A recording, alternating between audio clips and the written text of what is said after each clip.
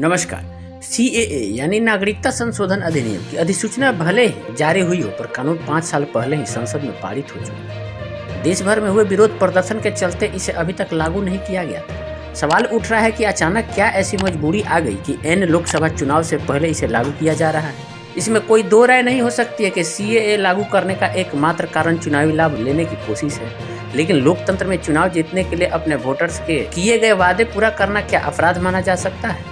BJP शुरू से ही कहती रही है कि वो सीएए लागू करके अपने पड़ोसी देशों से आए हिंदू शरणार्थियों को नागरिकता प्रदान करेगी। सरकार का कहना है कि इस कानून से मुस्लिम लोगों को कोई खतरा नहीं है, किसी की भी नागरिकता नहीं छीनी जाएगी। कहा जा रहा है कि बीजेपी इन चुनाव से पहले इसे लागू करके बहुत बड़ी माइलेज लेने के फिराक में है, पर वास्तव में देखा जाए तो बीजेपी को इससे कुछ खास नहीं मिलने वाला है। अगर विपक्ष इसका विरोध न करे तो बीजेपी को फायदा की जगह नुकसान भी हो सकता है, क्योंकि पूरा नॉर्थ ईस्ट, जिसमें असम भी शामिल है, इसका विरोध कर रहा है। विपक्ष का आरोप है कि इन चुनाव के मौके पर जानबूझकर सरकार इस कानून को लागू कर रही है, इसलिए इसका मंतव्य स्पष्ट है। कांग्रेस नेता जयराम रमेश का बयान है कि बीजेपी चुनावी फायदे के लिए इन चुनाव के पहले इसे लागू कर रही है। हालांकि गृह मंत्री अमित शाह और केंद्रीय राज्य मंत्री शांतनु ठाकुर बहुत दिनों से ये बात कर रहे हैं कि चुनाव से पहले सीएए लागू कर दिया जाएगा। दोनों नेता बंगाल के चुनावी सभाओं में बार बार देश भर में सीएए लागू करने का दावा करते रहे हैं। बीजेपी के लिए पिछले लोकसभा और विधानसभा चुनाव में ही सीएए लागू करने का वादा एक प्रमुख चुनावी मुद्दा था। बीजेपी सोचती है कि सीएए हिंदू राष्ट्रवाद के उनके एजेंडे को आगे बढ़ा सकता है और हिंदू वोटरों को पार्टी के प्रति ध्रुवीकृत कर सकता है। दरअसल बीजेपी ये कानून खासकर उन राज्यों में जहां पहले से ही बड़ी आबादी हिंदू की है उसके लिए ही लेकर आ रही है, क्योंकि सीएए से जिस राज्यों में जितने लोगों को नागरिकता मिलेगी उससे तो पार्टी स्थानीय चुनाव में नहीं जीत सकती है। दरअसल बीजेपी जानती है कि इस मुद्दे का विपक्ष जमकर विरोध करेगा। विपक्ष जितना इस मुद्दे का विरोध करेगा उतना ही बीजेपी को फायदा पहुंचेगा। बीजेपी यह साबित करने की हर संभव कोशिश करेगी कि विपक्ष एंटी हिंदू है और मुस्लिम तुष्टीकरण के लिए विरोध कर रहा है। अगर विपक्ष इस मुद्दे का विरोध न करके बीजेपी की साजिश में ट्रैप होने से बच सकती है। पश्चिम बंगाल में बांग्लादेश से आए मतुआ समुदाय के हिंदू शरणार्थी काफी लंबे समय से नागरिकता की मांग कर रहे हैं। इनकी आबादी अच्छी खासी है। ये लोग बांग्लादेश से आए हैं। सीएए लागू होने से इनको नागरिकता मिलने का रास्ता साफ हो जाएगा। पिछले लोकसभा चुनाव में भी बीजेपी को मतुआ समुदाय ने भर भर कर वोट दिया था। 2024 चुनाव में बीजेपी को अगर फिर से मतुआ समुदाय का वोट पाना है तो यह कानून इसके लिए मददगार साबित होगा। 2014 चुनाव में बंगाल में बीजेपी के पास सिर्फ 2 लोकसभा सीट थी। इन्हीं समीकरणों के बल पर 2019 चुनाव में बढ़कर 18 सीटें हो गई और 2021 विधानसभा चुनाव में बीजेपी दूसरे नंबर की पार्टी बनकर उभरी थी। लोकसभा सीटों के लिहाज से यूपी 80 और महाराष्ट्र 48 के बाद बंगाल 42 सीटों के साथ तीसरा सबसे बड़ा राज्य है। बंगाल में मतुआ समुदाय की आबादी करीब 30 लाख है। नदिया, उत्तर और दक्षिण 24 परगना जिलों में कम से कम लोकसभा की 4 सीटों पर इस समुदाय का प्रभाव है। ममता बनर्जी ने ऐलान किया है कि वो पश्चिम बंगाल में सीएए लागू नहीं होने देगी। ममता जितना अड़चन डालती है तो बीजेपी उन पर उतना ही मुस्लिम परस्ती का आरोप लगाकर कटघरे में खड़ी करेगी।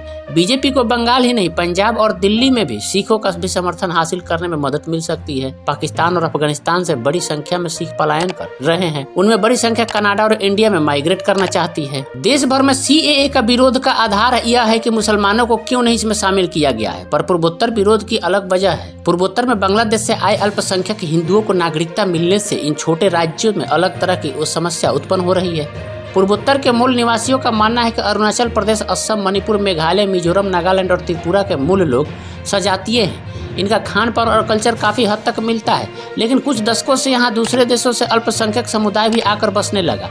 खासकर बांग्लादेश अल्पसंख्यक बंगाली यहाँ आने लगे, जिनके चलते यहाँ के मूल निवासियों के सामने अस्तित्व का संकट पैदा हो गया है। मेघालय में वैसे तो गारो और खासी जैसी ट्राइब मूल निवासी है, पर बंगाली हिंदुओं के आने के बाद उनका दबदबा और हो गया है। इसी तरह त्रिपुरा में बोरोक समुदाय मूल निवासी है, लेकिन वहाँ भी बंगाली शरणार्थी भर चुके हैं। सरकारी नौकरियों में बड़े पदों पर भी बंगाली समुदाय काबिज हो चुका है। असम के हाल सबसे खराब माने जा रहे हैं। राज्य में करीब 20 लाख से ज्यादा हिंदू बांग्लादेशी अवैध रूप से रह रहे हैं। स्थानीय लोगों का दावा है कि जनगणना से असल स्थिति साफ नहीं होती, क्योंकि सेंसस के दौरान अवैध लोग बचकर निकल जाते हैं। लेकिन एक ट्रेंड यह भी देखने को मिला है कि जहां कहीं भी पाकिस्तान से आए हिंदुओं को बसाया गया है, स्थानीय जनता ने उसका विरोध किया है। पिछले साल राजस्थान से ऐसी खबरें आई थी कि जिसमें स्थानीय आबादी पाकिस्तान से आए हिंदुओं को कहीं अन्यत्र बसाए जाने की मांग कर रही थी। कहीं भी स्थानीय जनता नहीं चाहती कि बड़ी संख्या में दूसरे लोग आकर उनके जनजीवन को प्रभावित करें। पत्रकार विनोद शर्मा कहते हैं कि जब तक यह संख्या मुट्ठी भर लोगों की रहेगी तब तक विरोध नहीं होता है। संख्या बढ़ते ही विरोध शुरू हो जाता है। मुंबई में उत्तर भारतीयों और दक्षिण भारतीयों का विरोध, तमिलनाडु में बिहारियों का विरोध इसी आधार पर होता है।